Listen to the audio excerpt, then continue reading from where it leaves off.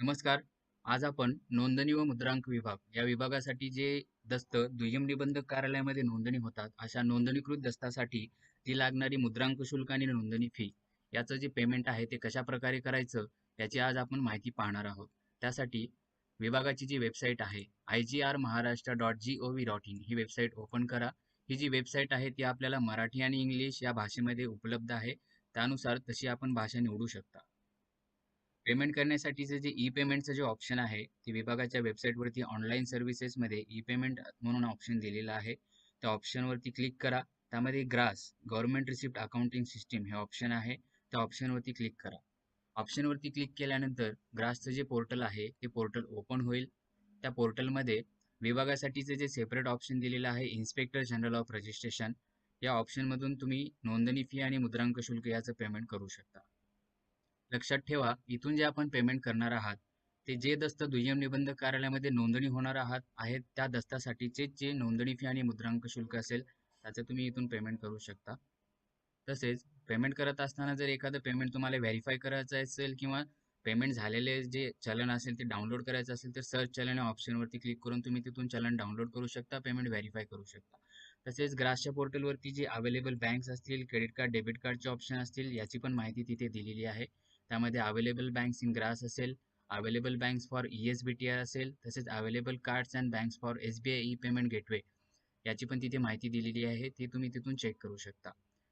तसेच ESBTRचं पेमेंट कशा प्रकारे करायचं याच्यासाठी तुम्ही ESBTRच्या पेमेंटचा सेपरेट व्हिडिओ पाहू शकता. यानंतर आपण नोंदणी व मुद्रांक विभागासाठी जे नोंदणी फी आणि मुद्रांक शुल्क याचे पेमेंट कशा प्रकारे करायचे याची आपण माहिती पाहणार आहोत. त्यासाठी इन्स्पेक्टर जनरल ऑफ रजिस्ट्रेशन या ऑप्शनवरती क्लिक करा. या ऑप्शनवरती क्लिक केल्यानंतर तिथे तुम्हाला रजिस्टर्ड युजर लॉग इनचं पण ऑप्शन दिलेलं आहे. त्यामध्ये तुमचं अकाउंट युजर क्रिएट करून user name password log in करून तुम्ही त्याचं तिथून पेमेंट करू शकता. लॉग इन केल्यामुळे जे काही तुमचे ट्रान्झॅक्शन्स होतील ते तुमचे ट्रान्झॅक्शनची डिटेल्स तुम्हाला तिथे रेकॉर्डमध्ये दिसतील. तसेच तुम्ही पे विदाऊट रजिस्ट्रेशन या ऑप्शनद्वारे पण पेमेंट करू शकता. आता आपण पे विदाऊट रजिस्ट्रेशन या ऑप्शनद्वारे नोंदणी फी आणि मुद्रांक शुल्क याचं पेमेंट कशा प्रकारे करायचं याची माहिती पाहणार आहोत. जे दस्त दुय्यम निबंधक कार्यालयामध्ये नोंदणी होतात त्या दस्ताच्या पेमेंटसाठी सिटीझन या ऑप्शनवरती क्लिक करा. त्या ऑप्शनवरती क्लिक केल्यानंतर make payment to register your document हे ऑप्शन भेटेल. तिथून त्याचं पेमेंट करावं लागेल. तसं दुसरं जे ऑप्शन दिलेलं आहे ते make payment for penalties and other fees दिलेलं आहे. यामध्ये आपण जे तुम्ही सर्च घेणार असाल तर त्याची सर्च फी असेल, ॲडज्युडिकेशनची फी असेल, डेफिसिट स्टॅम्प ड्युटी असेल किंवा पेनल्टी असेल, फाईन असेल याचं तुम्ही तिथून पेमेंट करू शकता. फाईन अँड पेनल्टीज याचे जे पेमेंट असेल ते कशा प्रकारे पेमेंट करायचं याच्यासाठीचा तो सेपरेट व्हिडिओ आपण पाहू शकता. तसेच जे फ्रँकिंग वेंडर असतील त्यांच्या पेमेंटसाठीचं ऑप्शन दिलेलं आहे. कन्सोलिडेटेड स्टॅम्प ड्युटीचं पेमेंट असेल त्याची माहिती दिलेली आहे आणि stamp duty payment on delivery order of goods याचे पण ऑप्शन दिलेलं आहे. तिथून त्याचं तुम्ही पेमेंट करू शकता. आता आपण जे दस्त नोंदणी होतात दुय्यम निबंधक कार्यालयामध्ये याच्या पेमेंटबद्दल माहिती पाहणार आहोत. त्यासाठी make payment to register your document या ऑप्शनवरती क्लिक करा. त्या ऑप्शनवरती क्लिक केल्यानंतर 3 ऑप्शन भेटतील तुम्हाला. त्यामध्ये pay stamp duty and registration fee together हे ऑप्शन दिलेलं आहे. यामध्ये आपण स्टॅम्प ड्युटी आणि रजिस्ट्रेशन फी याचं एकत्र पेमेंट करू शकता. आम्ही तर आपल्याला असं सुचवतो की जे पेमेंट आपण करणार आहात ते तुम्ही स्टॅम्प ड्युटी आणि रजिस्ट्रेशन फी टुगेदर हे ऑप्शन सिलेक्ट करून करा, जेणेकरून सेपरेट माहिती भरून तुम्हाला रजिस्ट्रेशन फी आणि स्टॅम्प ड्युटी याचं वेगवेगळं पेमेंट करण्याची गरज नाही आहे. तसेच तुम्हाला फक्त स्टॅम्प ड्युटी भरायची असेल तर पे स्टॅम्प ड्युटी ओनली हे ऑप्शन दिलेलं आहे. ते ऑप्शन सिलेक्ट करून तुम्ही तिथून पेमेंट करू शकता. तसेच पे रजिस्ट्रेशन फी ओनली या ऑप्शनमधून फक्त नोंदणी फी भरायची असेल तर त्याचं तुम्ही तिथून पेमेंट करू शकता. आता आपल्याला स्टॅम्प ड्युटी आणि रजिस्ट्रेशन फी याचं एकत्र पेमेंट करायचं आहे. त्याच्यासाठी पे स्टॅम्प ड्युटी आणि रजिस्ट्रेशन फी टुगेदर हे ऑप्शन सिलेक्ट करा. हे ऑप्शन सिलेक्ट केल्यानंतर इथे एक तुम्हाला पूर्ण माहिती भरावी लागेल. त्यासाठी जो तुम्ही दस्त म्हणजे डॉक्युमेंट बनवणार आहात त्या दस्ताशी जो तपशील आहे त्या दस्तामधील तो तपशील तुम्ही इथे योग्य प्रकारे भरा.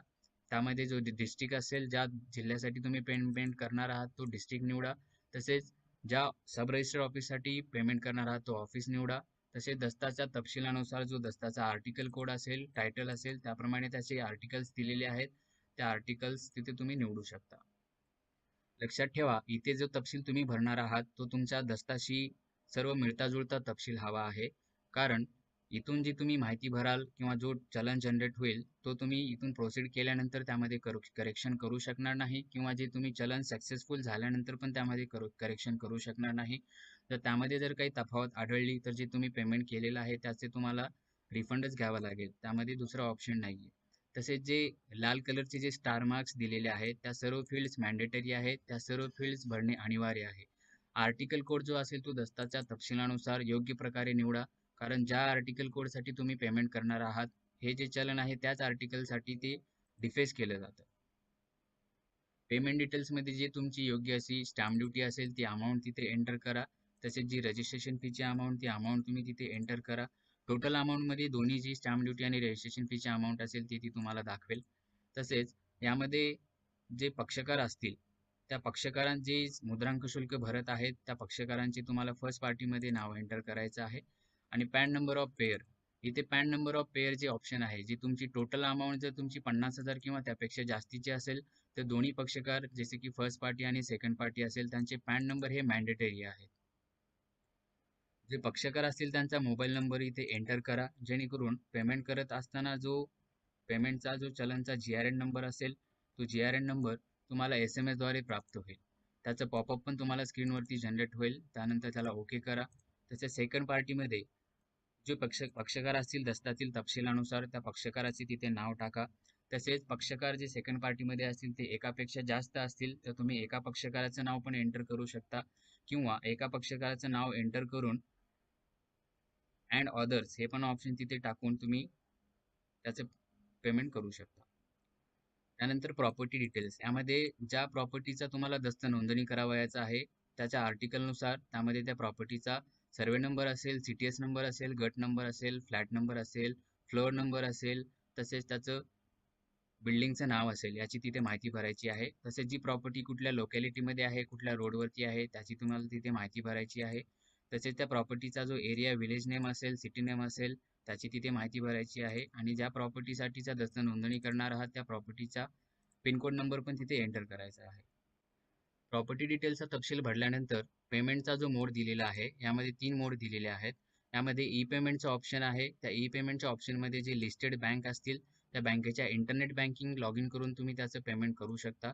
तसे दुसरं जे ऑप्शन दिलेलं आहे ते पेमेंट अक्रॉस बँक काउंटर हे ऑप्शन दिलेलं आहे. यामध्ये तुमच्याकडे जर इंटरनेट बँकिंग नसेल, क्रेडिट कार्ड, डेबिट कार्डचं ऑप्शन नसेल तर पेमेंट अक्रॉस बँक काउंटर हे ऑप्शन सिलेक्ट करून तुम्ही त्यामध्ये जे बँक्स अवेलेबल आहेत त्या बँक्सद्वारे तुम्ही तिथून त्याचं पेमेंट करू. बँक्स अवेलेबल असतील ते सिलेक्ट करा. त्यानंतर जे तुम्हाला ड्राफ्ट चलन जनरेट होईल ते चलन घेऊन तुम्ही जी बँक सिलेक्ट केलेली आहे त्या बँकेमध्ये जाऊन त्याचं तुम्ही जे पेमेंट असेल ते कॅश किंवा चेकद्वारे तिथून करू शकता. तसेच तिसरं जे ऑप्शन दिलेलं आहे ते SBI ई पे पेमेंट गेटवेचं ऑप्शन दिलेलं आहे. यामध्ये तुम्ही क्रेडिट कार्ड असेल, डेबिट कार्ड असेल किंवा ई पेमेंटमध्ये जे बँक्स अवेलेबल नाही आहेत त्यापैकी त्यामध्ये ते बँक्स अवेलेबल आहेत तिथून त्याचं तुम्ही पेमेंट करू शकता. तसेच तुम्हाला जे गेटवेचे जे स्टँडर्ड चार्जेस असतील ते अप्लिकेबल असतील. आता आपण ई पेमेंटद्वारे कशाप्रकारे पेमेंट करायचं याची माहिती पाहणार आहोत. ज्या बँकेतून तुम्हाला पेमेंट करायचं आहे ती बँक निवडा.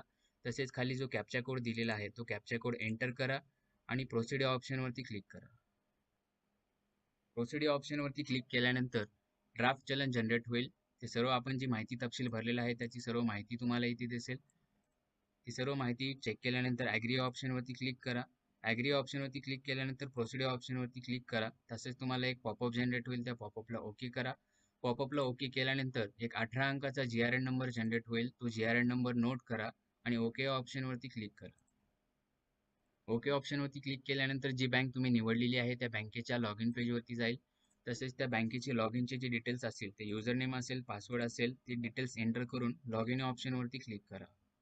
लॉग इन केल्यानंतर तुम्हाला डिटेल्स भेटतील आपले. त्यामध्ये GRN नंबर असेल, पक्षकाराचे सर्व डिटेल्स असतील ते सर्व डिटेल्स तुम्ही तिथून पण चेक करू शकता.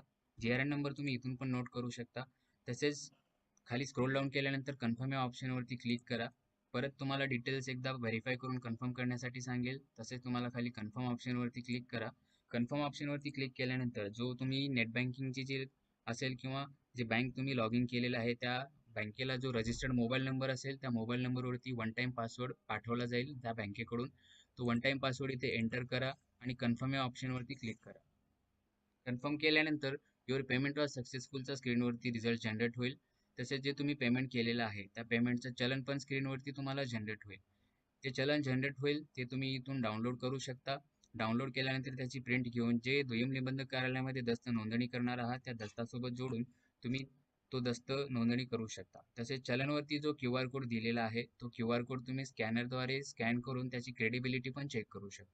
पेमेंट करत असताना काही तांत्रिक कारणामुळे जर आपलं पेमेंट कंप्लीट नसेल झालं, व्हेरीफाय नसेल झालं किंवा चलन डाउनलोड करण्यासाठी प्रॉब्लेम येत असेल, तर ग्रासच्या पोर्टलवरती सर्च चलन म्हणून एक ऑप्शन दिलेला आहे. त्या सर्च चलनच्या ऑप्शनवरती क्लिक करून जो तुम्ही GRN नंबर नोट केलेला आहे, त्याद्वारे तुम्ही तिथून चलन व्हेरीफाय करू शकता किंवा डाउनलोड करू शकता. त्यासाठी जे ज्या डिपार्टमेंटसाठी आपण पेमेंट केलेलं आहे, inspector general of registration option निवडा.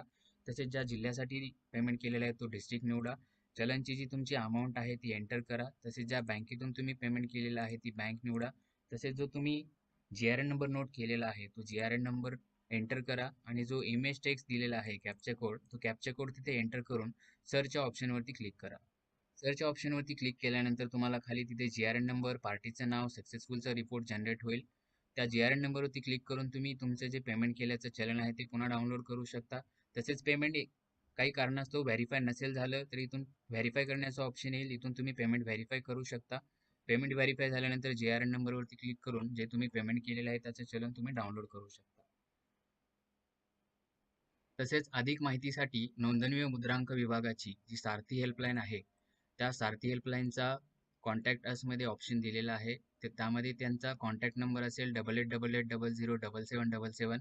या विभागाच्या हेल्पलाईनवरती कॉल करून आपण माहिती घेऊ शकता. तसेच फीडबॅकचा ईमेल ID दिलेला आहे, कंप्लेंटचा पण ईमेल ID दिलेला आहे. यावरती पण त्यांच्याशी तुम्ही ईमेल करू शकता.